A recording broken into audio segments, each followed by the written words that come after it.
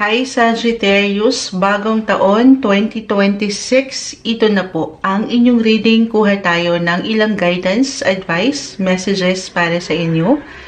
Ayan, as a travel sign, may umaangat na ilang ingay, patawarin. Tayo ay live na live as usual. Babalikan ko kayo maya-maya, pero Sagittarius, unahin po natin ang usaping relasyon, pag-ibig, querida, number 2, Charis. Hindi. Tingnan natin ha. Ano nga asahan nyo? Simulan na natin ito. Energy check tayo, Sagittarius.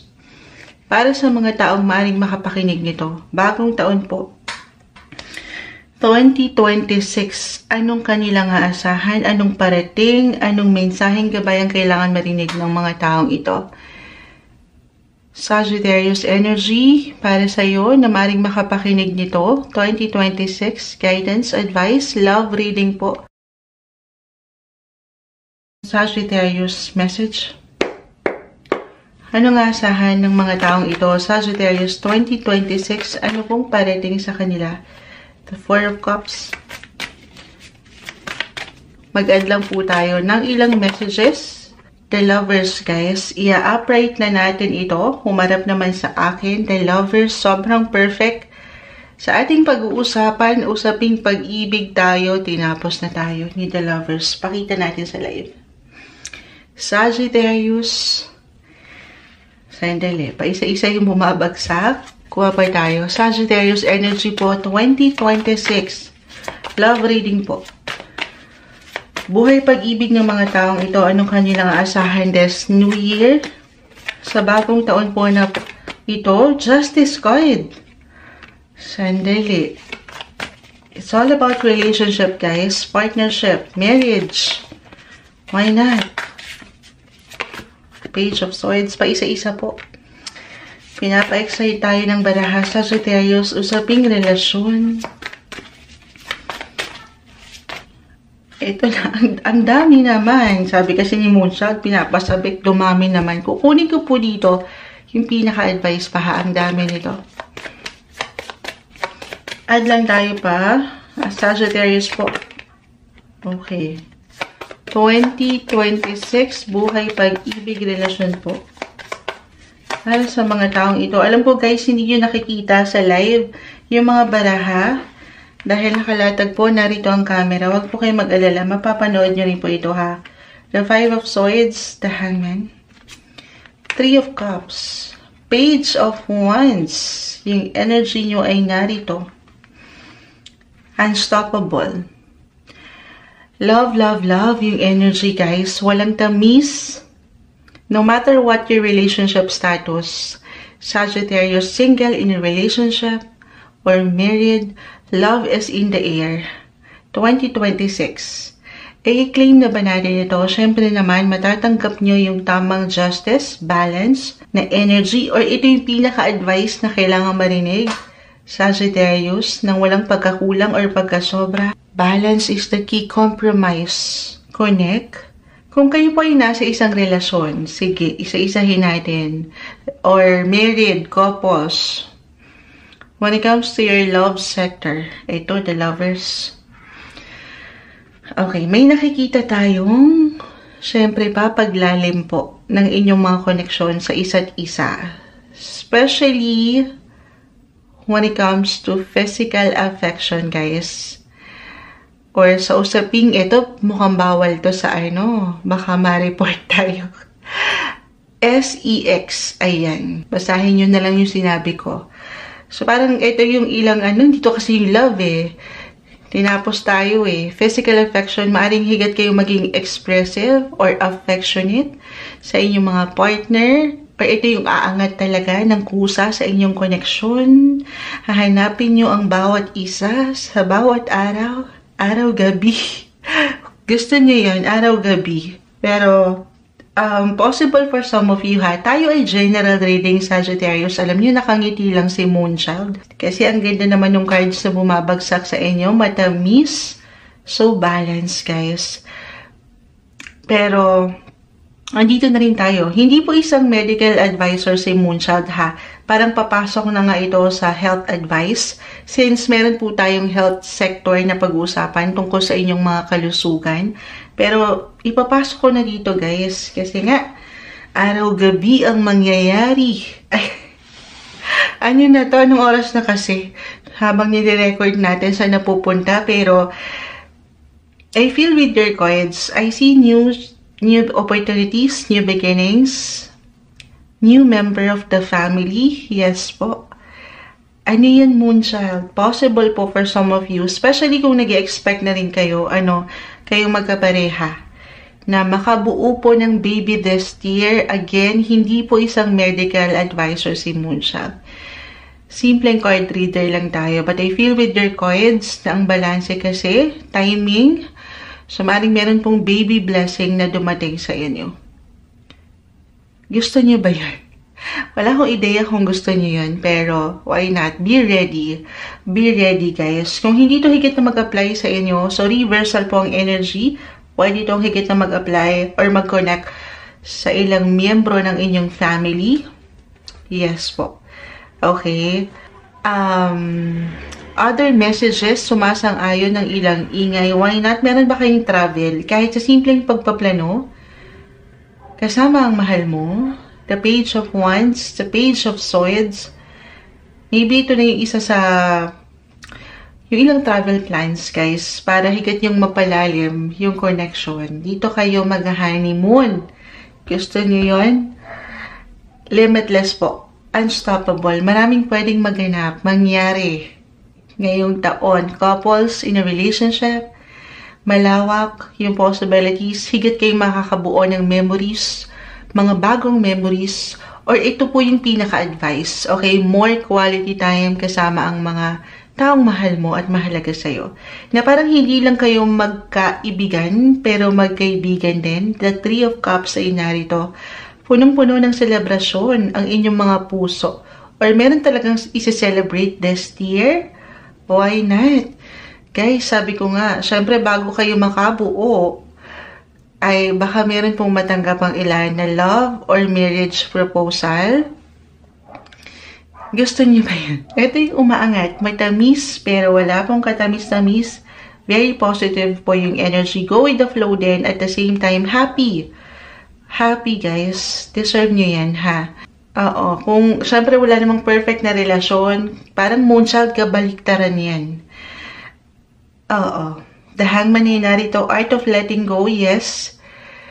Para sa ilan, na merong tensyon na kinakaharap ngayon pa lang, by the time na mapakinggan mo to, at parang hindi nag-resonate yung ilang messages, maybe this is a sign. Tatanungin na ang sarili, Sagittarius, do some reflection kung umaayon pa ba kayo sa isa't isa? Sumasabay pa ba ang inyong mga enerhiya? Balance pa ba? Andyan pa ba yung hustisya? Baka kaya umangat po yung ilang bagay dito. O yung ilang barahan na nag-i-indicate na mahal ka pa ba niya or mahal mo pa ba siya? So, of course, at the end of the day, guys, kayong higit na makapagpapas siya. Or, kasi naka-reverse si Five of Swords, guys. Ay, dito ang love. But at the same time, kung itong taong ito or itong relasyon na ito para sa ilan sa inyo, kung at one point, baka sa isang punto ngayong taon ay dumaan kayo sa ilang test, sa ilang tension, sa ilang stress, at sumasakit pa nga ang inyong ulo dito, the Five of Swords, naka-reverse, isang indikasyon rin na malalagpasan po ha. Kakalma rin. Pero iba-iba kasi tayo dyan nung atake, nung inyong paraan. Kahit pare-pareho kayo ng sign Sagittarius, magkakaiba po ang bawat isa. Okay? Maaring ang paraan ay i-let go na lang muna ang sitwasyon o relasyon na ito. Magpapalamig muna, magre-review, magre-reflect, i-reassess ang sitwasyon. Siyempre naman, oo, pinag-aaralan na rin ito guys. At hindi na lang puro puso ang mapapaangat. Be wise, okay? At huwag kayong kumbaga, balance. Practical, the Justice card, and emotional with the Lovers. Hindi na lang puro puso. Pero sasamahan na ito ng something isipan. Kung mindset ba? Ayan. Oo. Kailangan, andyan na yung approach and yung maturity sa relationship. Ma-add lang natin yun. Okay? other messages. Okay. Para sa ilan na meron na pong mga anak or andito na talaga buhay mag-asawa.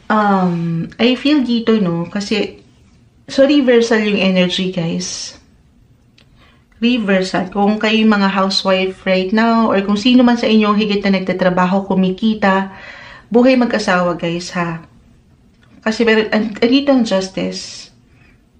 Positive possibilities. May magandang flow po ako na nakikita when it comes sa income or may magandang takbo pagdating sa flow ng inyong mga finances. Claim na natin ito pagdating sa inyong money sector.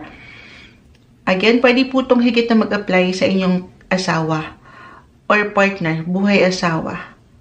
Why not? In relationship, sige, ipapasok na rin natin. So, this is something na hindi lang ikaw or siya ang magsasaya, pero pareho kayo.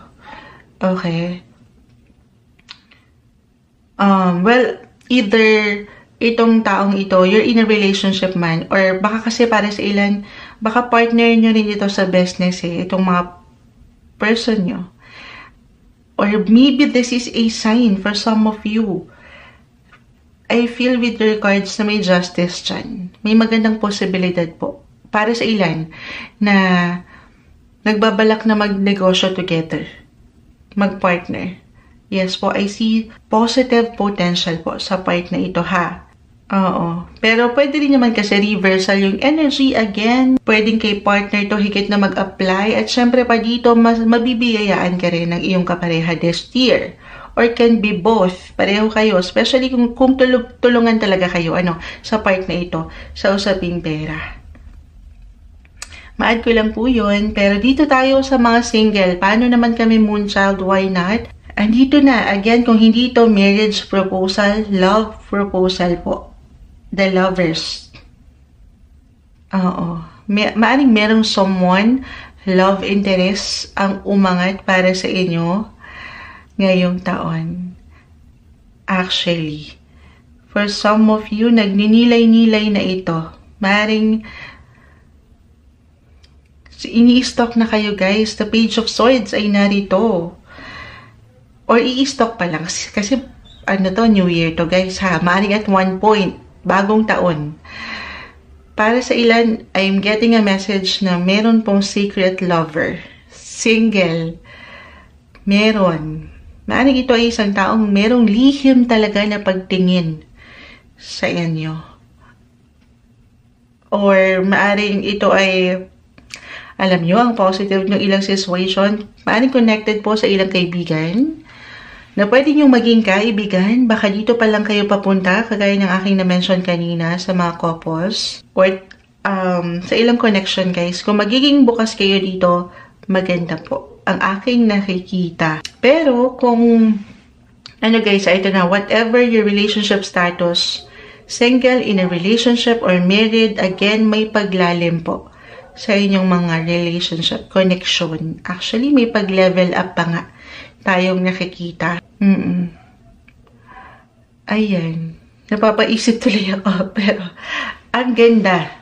Ang ganda, guys. Walang tamis. Love, love, love lang ang umaangat sa inyo ngayong 2026. I guess, move forward na tayo sa pangalawang sektor. Usaping kalusugan muna tayo, guys. Pagdating sa inyong health, again, hindi po ako isang medical advisor, guys. Simpleng card reader lamang po ang Moonchild. Okay. Kuha muna tayo ng ilang guidance advice para sa inyo. Para sa mga Sagittarius, 2026, usaping kalusugan na po tayo. Guidance po para sa mga taong ito. Message. Ano nga asahan nila pagdating sa kanilang kalusugan? Guidance lamang po. Ano ba? Paano ba to? Nakaganito kasi sa akin. Sige, haharap ko na, ha. The Wheel. Umikot naman yan, guys. Timing lang. Naka-reverse man ang ilang sis okay. The Five of Pentacles. Naka-reverse man para sa ilan na nakakapanood kay Moonchild na bago lang. Kung meron man po kayo nakikitang nakabaliktad ang baraha, it doesn't mean na hindi po okay. Okay? Meron lang po itong kalakip na mensahe. Napaisip ako agad. The Hierophant, the High Priestess, both in reverse. Sagittarius, Sagittarius, naturally, kayo ay mga nasa 9th house of religion or yung spiritual connection nyo sa Kanya, maging ano pa man ang inyong mga faith. Okay, pero dito muna tayo ha. 5 of Pentacles, the Wheel. Sandali. Gusto ko pang mag-add, guys. Parang nakulangan pa ako. Mag-add pa ako, guys, ha. Kuha pa tayo ng ilang message pagdating sa health ng Sagittarius 2026 po. Okay. Ayan na. Nakuha na natin. Para sa ilan sa inyo, Sagi. Okay, maaring at one point test year. For some of you, maaring dumaan po kayo sa... Kasi nakikita ko dito yung someone professional, expert. Maaring dumaan po sa medical procedure ang ilan or you will undergo treatments. Actually, 8. Nakita natin si 8. Si Jupiter right now, still currently, tama ba? Sinek talaga ni Moonchild. Yes po. Nag-highlight pa rin. Actually, by the time na mapakinggan nyo ito, sa mga nakikinig ngayon, 2025 pa lang kasi. Comment nyo nga kung kailan nyo ito mapapakinggan, guys. Anong date ngayon? Ay, kasi syempre, iba-iba tayo ng panahon, timing. By the time na mapakinggan nyo, nag-highlight na po right now, or nag-highlight pa rin astrologically ang inyong mga 8th house, the 8 of Pentacles. Ito yung something aayusin eh. Aayusin, kukumpunihin, tatrabahuhin, alam ko, usaping kalusugan. Pero for some of you, hindi lang mag-undergo treatments. Pero dito kasi 8th house po connected din ito sa surgery. Again, hindi kailangan katakutan or lahiman yon or ano pa man. Pero ito'y para rin sa paraan na hindi na kayo masasaktan pa. Or ano pa man yung dinaramdaman nyo dyan. Okay? Or maybe this is a sign for some of you na wag babaliwalain ang inyong mga pakiramdam. Siyempre naman, listen to your body, guys. Always listen to your body. Sa part na ito po, of course, kayo po ang higit na makapagsasabi. So, bakit may surgery? Ito nga yung i-workout nyo eh. Meron kayong maaring tanggalin. Siyempre, ito yung tanggalin. Ayusin. Ipaayos, ipagamot. Para sa mas ikako-comfort nyo, ha? Physically, mentally, emotionally. Ganun yung energy na aking nakikita. Or kahit sa simpleng baka kasi kusang umangat din po ito sa inyong mga pakiramdam this year, Sagittarius, na feeling nyo gusto nyo mag-undergo medical check-ups, kahit ganun lang, general check-ups. Especially kung meron talaga kayong nararamdaman na or meron ng visible pain. Definitely, ipapacheck po ito. Kasi halos ang umangat dito ay someone professional po, expert. The Hierophant, the High Priestess, the Emperor, the Queen of Swords, someone na katataas. Okay. Siyempre, sa usaping ito, kukonsulta po ha. Kumonsulta po kayo, hindi kay Moonchild, pero sa mga professional. Kung saan kung ano yung talagang pinagdadaanan nyo, or pwede nyong maramdaman ha.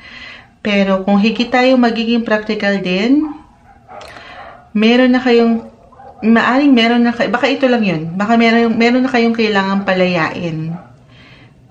O, diba? Palayain. Tanggalin. So, para may hugot to. Usaping kalusugan pa rin tayo, guys, ha? Pero maaring makakalaya na kayo for some of you from a certain addictions or yung bad habits nyo, unhealthy approach nyo. Alam nyo, parang message din to kay Moonchild. Oo. Syempre dito tayo, mahigit kayo magiging sensitive. Kung paano nyo pinanghawakan or kung paano nyo dadalhin ang inyong pangangatawan. If ever, ito yung certain unhealthy sa inyong buhay na parang ang hirap actually pakawalan for some. Ito, malawak to mula sa inyong relasyon, sitwasyon, bagay, or pagdating sa usaping pagkakape ba to? Kasi parang may kape doon. Hindi. Ayun, parang may hawak na kape. Hindi. Parang handila. Certain foods, ayan. Ano yung mga ini-intake nyo? Anong kinakain natin? Pagkain na naman si Moonchild. So, syempre, alalayan nyo ng inyong mga sarili sa part na yan. Actually, sabi ko nga baka maging sensitive na kayo this year. So, ito yung kailangan palayain. Ito pala yun. For some of you, baka ito yung kailangan pakawalan. Ayusin. Ito yung kailangan yung i-workout. Yung mga unhealthy habits na dapat na talagang i-let go. Could be physically, mentally, guys, Napakalawak. Pwedeng sa tao, relasyon, or ano pa mang nakakapagpa-iwan sa inyo ng ilang unhealthy na pakiramdam. So, ayaw na natin yon, Na alam nyo hindi makakatulong sa'yo.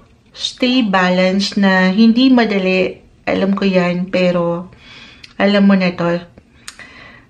Oo. Umaangat actually dito yung, ayan, yung strength nyo, yung fire in you. Stay motivated. Na kung ano yung goal nyo na gusto nyo ma-reach sa inyong mga overall well-being or health, walang imposible sa inyo, Sagittarius. Okay? Magiging malakas kung pahihintulutan nyo lang at tutulungan syempre pa ang mga sarili. Babalikan ko po si The Hierophant, The High Priestess, ay narito. Again, naturally, Sagittarius, kayo ay mga nasa 9th house, connected po yan sa inyong mga religion. Maging ano pa man po ang inyong mga faith, but, kaya marahil umangat yan, ay higit kayong magiging malakas. I mean, magiging malakas po ang inyong mga pakiramdam. You will be highly intuitive, and some of you actually ay maaaring maging very spiritual this year. Pakita natin sa live. Both are in reverse. Or maybe this is a message, spiritual. Spirituality, yung connection nyo sa Kanya. Sa ating nag-iisang creator po. Ang Lord, maging ano pa man po ang inyong faith or religion, Pero mas maaring maging bukas po kayo. Sa usapin na ito, oo, why not? Maaring meron kayong higit na bibigyang diin sa part na yan. Or magiging bukas kayo sa mga aral or bagay na pwede nyo pang matutunan. Why not? Pagdating sa inyong religion or yung faith nga. Iba-iba kasi tayo sa part na yan. Ito yung umaangat sa inyo, health-wise. Sagittarius, alam ko medyo may hugot yun. Medyo nahirapan si Moonchild hugutin yung ilang messages. But hopefully, kahit paano nakuha nyo ko doon. Move forward po tayo sa last sector nating pag-uusapan. At ito na ang inyong mga career. Buhay karera tayo, guys.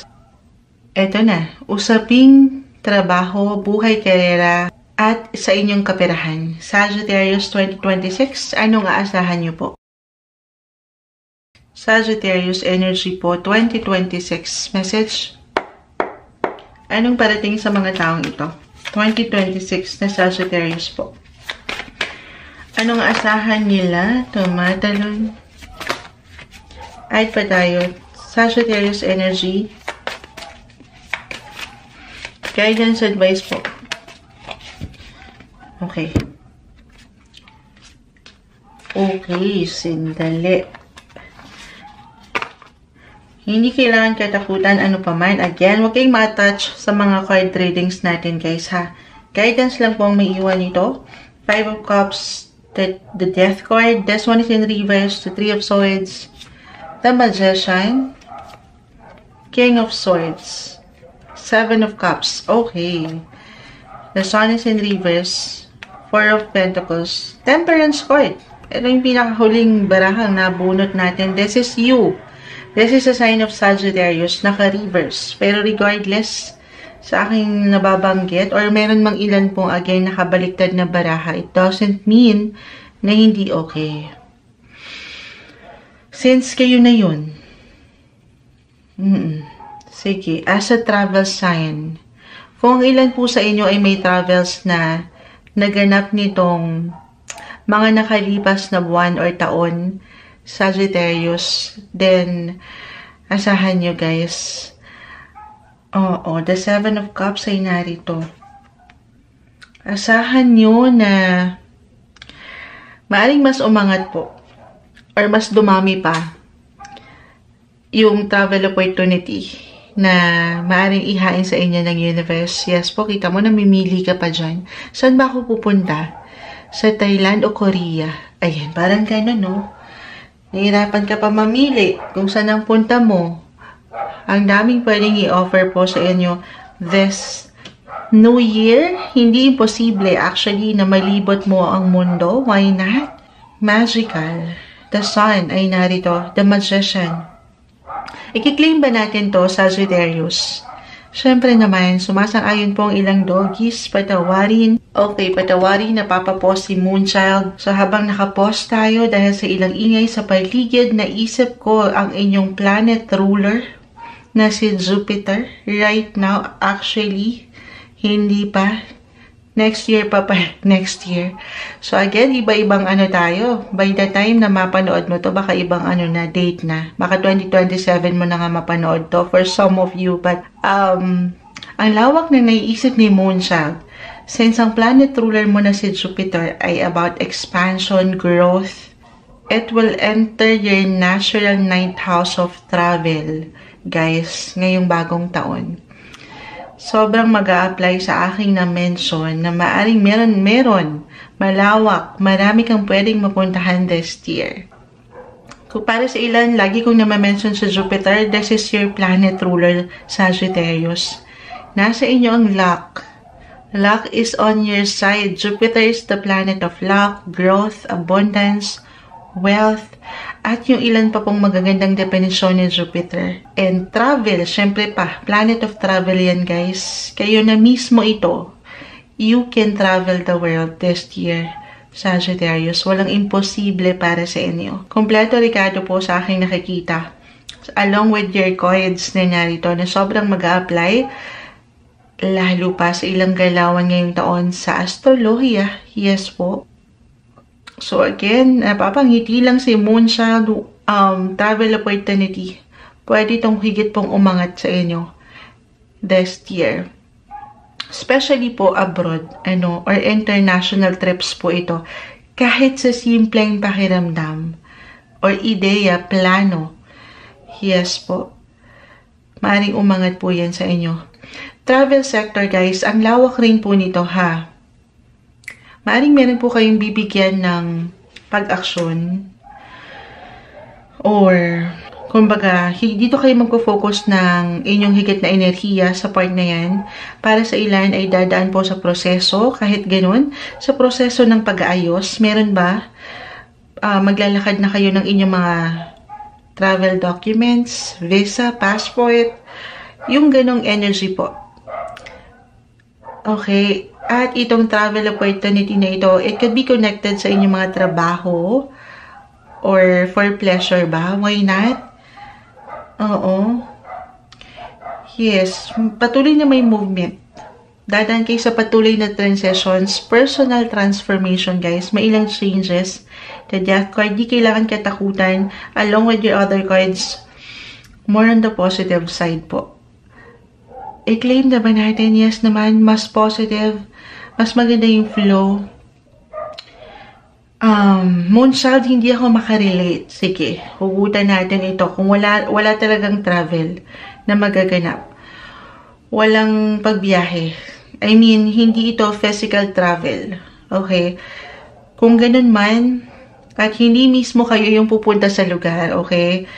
Kung hindi man, then maybe this is more about your connections po. Maring meron kayong makausap or makakakonekta abroad.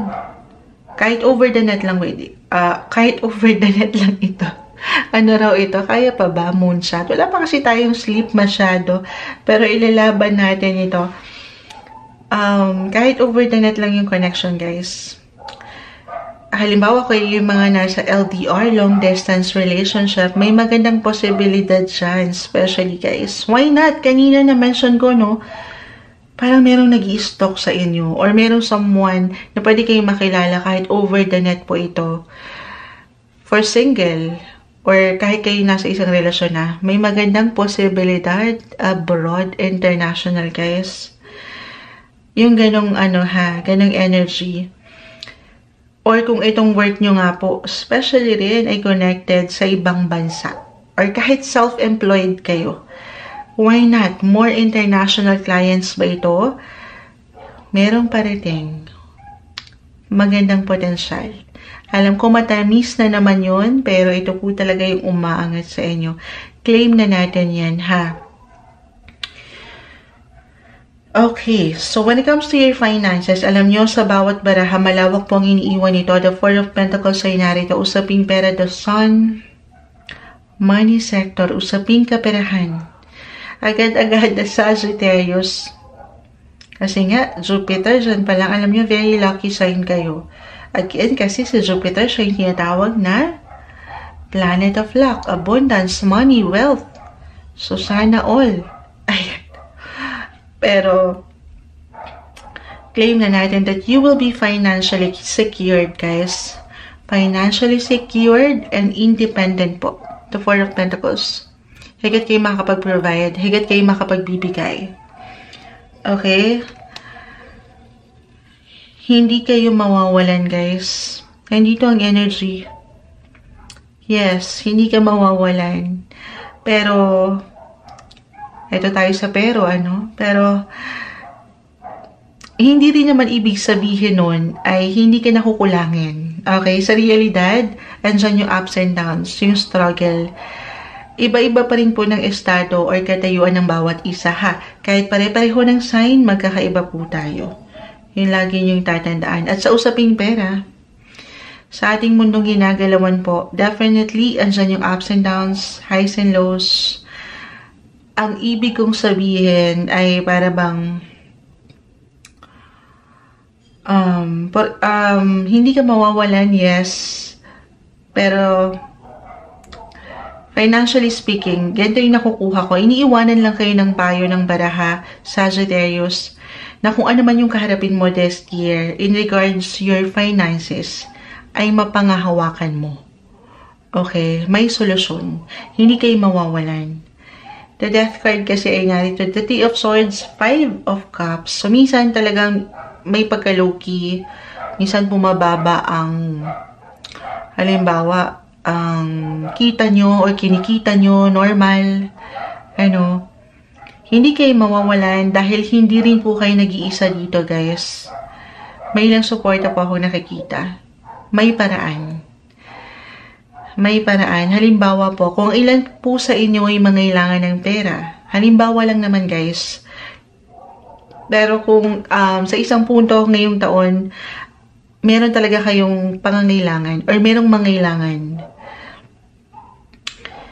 Or merong ma-short. Ayan. Kasi may ilang reversal tayo nakukuha, guys. Normal to. Lalo pa sa pera. Minsan nakukulangan, nasosobrahan. Pero, kung i-apply ko rin, kasi si 8th house na mention ko na rin sa inyo kanina, ang lawak po niyan, house of money rin yan, finances, financial sector, isa rin yan sa mag-highlight talaga sa inyo this year. Sa 8th house po dyan pumapasok ang banks, or even governments, na umangat din dito sa inyong cards, the King of Swords, someone mataas, nakatataas, pwedeng makatulong sa inyo. Hindi sa kayo po ay hinihikayat ni Moonchild, sumasang-ayon ng ilang ingay, pero again, may paraan. Kung kayo po ay mangailangan at one point this year, meron. Kung sa bangko, or pagla-loan ba ito, or paayuda po ba ito mula sa gobyerno, or kahit sa tao, guys, ha, na merong kakayanan. 8th house po kasi is about other people's money. Yes po, so meron at merong papasok, guys, sa inyong mga bulsa. So, alin man dyan, or ano man ang lakarin nyo sa part na yan, claim natin that this year, magiging smooth lang po. Smooth lang or maayos ang transaksyon. Oo, kaya andito yung tayo ng cards na ano man ang pagdaanan mo, may solusyon, may paraan, mapangahawakan mo. Or if some of you, ang lawak nito, kung may utang, may pagkakautang, kung may utang na matagal nyo nang hinihintay, or kayo po mismo ito na mayroong pagkakautang, so reversal po ang energy natin every time, ang possibility dyan, syempre pa, makakabayad na po.